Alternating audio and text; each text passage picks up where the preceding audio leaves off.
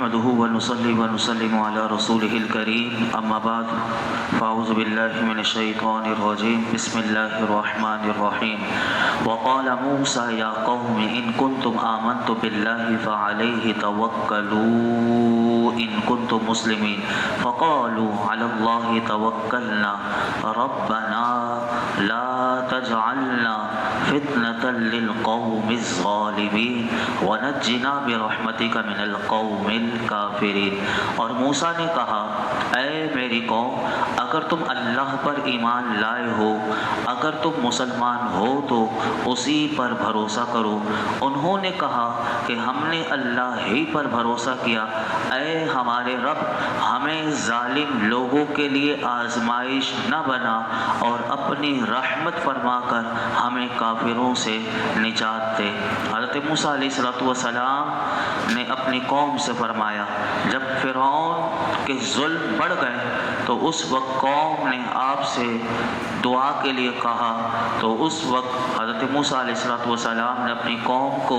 اپنے رب پر بھروسہ کرنا سکھایا، اور کیا زبردست انداز میں فرمایا کہ اگر تم ایمان اللہ پر لائے ہو تو اسی پر بھروسہ کرو، کیونکہ جو اپنے رب پر بھروسہ کرتا ہے تو رب اپنے فرما بردار بندوں کی ہمیشہ مدد کرتا ہے اور ان کے دشمنوں کو ہلاک فرماتا ہے۔ تو اس سے ہمیں بھی پتہ چلا کہ اگر کبھی کوئی تکلیف ہو کسی دشمن کی طرف سے تو بندہ گھبرائے نہیں بلکہ وہ اللہ پر بھروسہ کرے، کیونکہ ہمیشہ مدد جو ہوتی ہے اللہ کی وہ فرما بردار بندوں کے ساتھ ہوتی ہے، اور جو دشمن ہو اس کو اللہ کے حوالے کر دے، اس سے بدلہ انتقام نہ لے بلکہ جب اللہ کے حوالے کر دے گا تو پھر اللہ اسے کیسے اس انتقام لے گا، کیونکہ سب سے زیادہ انتقام لینے والی ذات اللہ کی ہے، کہ کیونکہ اگر کوئی ظلم کرتا ہے تو پھر ظالم سے وہ کیسے انتقام لیتا ہے یہ تو ابھی آپ سن ہی رہے ہیں اور آگے بھی آپ سماعت کریں گے۔ تو اس سے علماء کہتے ہیں اس آیت سے یہ ثابت ہوا کہ اللہ پر بھروسہ کرنا یہ کمال ایمان کا تقاضا ہے، کہ ایمان کا جو کمال ہے اس کا تقاضا یہی ہے کہ بندہ اپنے رب پر بھروسہ کرے۔ جب موسیٰ علیہ السلام نے اپنی قوم کو کہا بھروسہ کرو تو پھر اس جو فرما بردار مومن تھے انہوں نے آگے سے جواب دیا کہ ہم نے اللہ ہی پر بھروسہ کیا، اس کے علاوہ ہم کسی پر بھروسہ نہیں کرتے۔ بھروسہ کرنے کے بعد پھر دعا مانگنی چاہیے۔ اب دیکھیے انہوں نے دعا کیا مانگی، کتنی زبردست دعا مانگی کہ وہ ہمارے لیے بھی ہے کہ ہم بھی ان الفاظ سے دعا اللہ کی بارگاہ میں مانگ سکتے ہیں۔ ربنا لا تجعلنا فتنة للقوم الظالمین، کہ وہ دعا یہ ہے کہ اے ہمارے رب ہمیں ظالم لوگوں کے لیے آزمائش نہ بنا، یعنی یہ جو ظالم مسلط ہوتے ہیں یہ آزمائش کے طور پر بھی مسلط ہوتے ہیں۔ تو اللہ کی بارگاہ میں دعا مانگی اے اللہ ہمیں ظالم لوگوں کے لیے آزمائش نہ بنا، اور یعنی ہمیں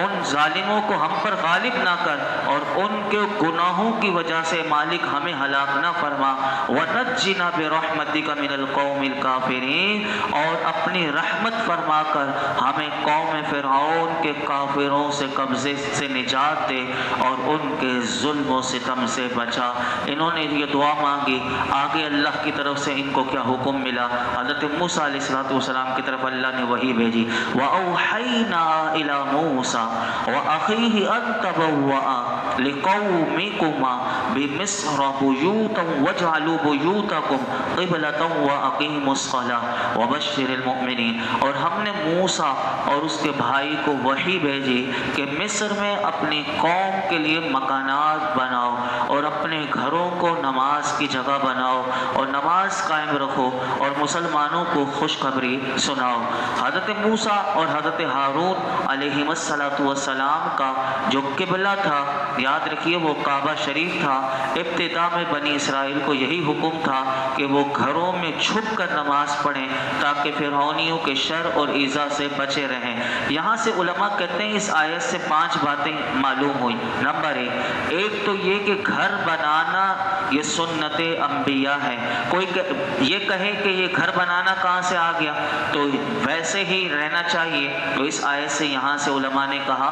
گھر بنانا بھی یہ سنت انبیاء ہے، لیکن گھر بنانے والے کو چاہیے کہ وہ یہ یاد رکھے کہ شرط اس کی یہ ہے کہ گھر بنانے میں فخر کی نیت نہ ہو کہ لوگوں پہ میں فخر کروں کہ میرا گھر کیسا عالی شان ہے، میں نے کتنا عمدہ گھر بنایا، تو فخر کی نیت نہ کرے بلکہ ضرورت پوری کرنے کے لیے میں گھر بنا رہا ہوں اور یہ سنت انبیاء ہے، تو اس نیت سے وہ گھر بنا سکتا ہے۔ نمبر 2، رہنے سہنے کا جو گھر ہوتا ہے، جب گھر بنوائے تو اس آیت سے علماء نے کہا کہ گھر میں ایک حصہ ایسا بنانا چاہیے کہ وہ نماز کے لیے مختص کر دے۔ جیسے گھر میں لوگ VIP گھر بناتے ہیں، جیسے کسی کو اللہ نے بہت بڑا وہ دیا پیسہ وغیرہ، تو جن کے 1000 گز کے، 500 گز کے، 120 گز کے، 60 گز کے، تو وہ گھر میں ہر چیز بنواتے ہیں، واش روم اعلیٰ سے اعلیٰ، نہیں بنواتے تو وضو خانہ نہیں بنواتے ایک، اور دوسرا گھر میں کوئی ایسی جگہ نماز کے لیے مختص نہیں ہوتی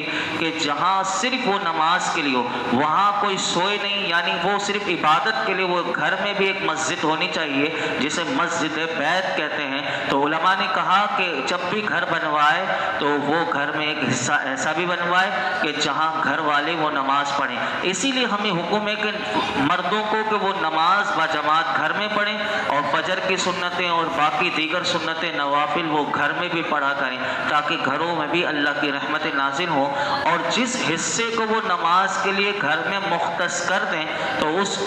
گھر میں اس جگہ پر عورت اعتکاف بھی کرے۔ تو یہ گھر میں یہ جگہ ہوگی تو وہ عورت وہاں پر، گھر کی جو خواتین ہوتی ہیں اس جگہ پر وہ اعتکاف بھی کر سکتی ہیں۔ نمبر 3، یہ بھی اس آیت سے پتہ چلا کہ اگر کوئی خوف ہو تو خوف کے وقت گھر میں چھپ کر نماز پڑھنا بھی جائز ہے،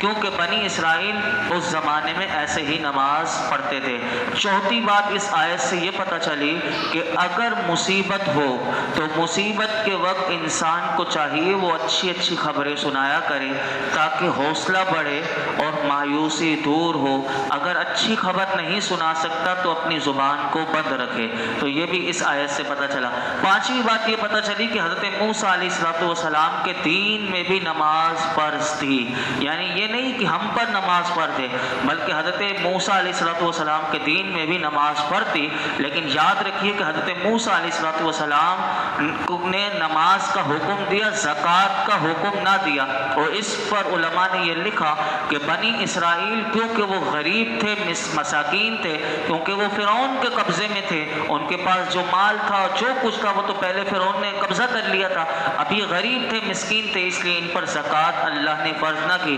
لیکن جب ان کے پاس مصر کی جانشینی آئی اور ان کے پاس مال آیا تو پھر ان پر بھی زکوٰۃ فرض ہوئی تھی، اور مال کا چوتھائی حصہ 1/4، یعنی اگر 3 حصے ان کے تو چوتھا اللہ کی راہ میں دینا پڑتا تھا، اور ہمارے لیے کیا ہے کہ 40واں حصہ اللہ کی راہ میں دینا پڑتا ہے، یعنی 2.5% ہمارے لیے، لیکن ان کے لیے زکوٰۃ دیکھیے کتنی زیادہ تھی کہ چوتھائی حصہ اللہ کی راہ میں دینا پڑتا تھا۔ آگے ارشاد فرمایا وقال موسیٰ ربنا انک آتیت فرعون وملأہ زینۃ واموالا فی الحیاۃ الدنیا ربنا لیضلوا عن سبیلک ربنا اطمس علی اموالہم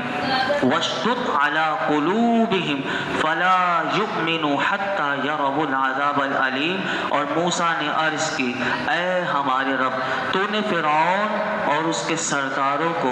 دنیا کی زندگی میں آرائش اور مال دے دیا، اے ہمارے رب تاکہ وہ تیرے رستے سے بھٹکا دیں، اے ہمارے رب ان کے مال برباد کر دے اور ان کے دلوں کو سخت کر دے تاکہ وہ ایمان نہ لائیں جب تک دردناک عذاب نہ دیکھ لیں۔ حضرت موسیٰ علیہ السلام انہیں تبلیغ کرتے رہے، عظیم معجزات دکھاتے رہے، لیکن یہ فرعونی اپنے کفر پر، اپنے عناد پر قائم رہے، تو حضرت موسیٰ علیہ السلام نے ان کے لیے ہاتھ اٹھا دیے اور ان کے خلاف دعا فرمائی کہ اے ہمارے رب، تو نے فرعون اور اس کے سرداروں کو دنیا کی زندگی میں آرائش بھی دی، عمدہ لباس بھی دیا، نفیس فرش بھی دیا، قیمتی زیور بھی دیے، ہر طرح کا تو نے انہیں سامان دیا، لیکن انہیں تو شکر کرنا چاہیے تھا۔ لیکن یہ سارے سامان کا نتیجہ یہ نکلا کہ یہ مال و دولت